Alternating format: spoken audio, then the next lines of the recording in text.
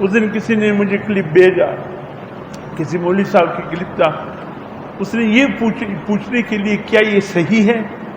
میں نے جب وہ سنا میں نے کہا خدا کی قسم کوئی اور دور ہوتا تو میں کہتا یہ صحیح نہیں ہے، لیکن اس دور میں جو میں اور آپ آج کل میں رہ رہے، خدا کی قسم یہ کلپ بالکل 100% درست ہے۔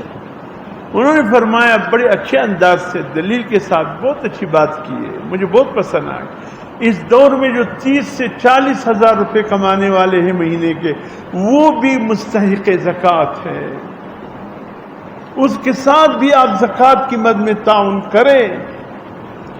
40 ہزار کمانے والا بھی اپنے گھر کا خرچہ نہیں پورا کر سکتا، 30 ہزار کمانے والا بھی اپنے گھر کا خرچہ نہیں پورا کر سکتا، جو 30 سے 40 اور جس کی کمائی ہے ہی نہیں اس بیچارے کا تو کیا پوچھنا، اور جس کا ہے کچھ نہ کچھ ہے لیکن 30 سے 40 ہزار تک اس کی کمائی ہے، اس مولوی صاحب نے دلیل کے ساتھ بات کی کہ خدا کی قسم یہ شخص مستحق زکوٰۃ ہے، اس کے ساتھ زکوٰۃ میں تعاون کرو۔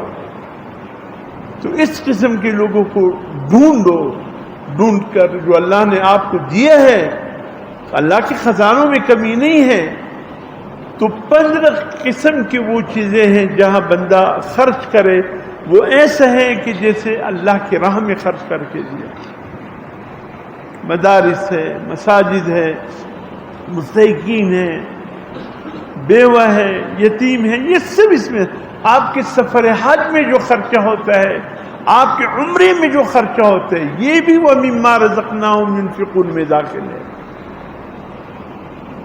حج کے اخراجات، عمرے کے اخراجات، یہ بھی وَمِمَّا رَزَقْنَاهُمْ يُنْفِقُونَ۔ یہ 3 باتیں ہو گئی۔ چوتھی بات ان نیک بندوں کی یہ ہے وَالَّذِينَ يُؤْمِنُونَ بِمَا أُنزِلَ إِلَيْكَ وَمَا أُنزِلَ مِن قَبْلِكَ۔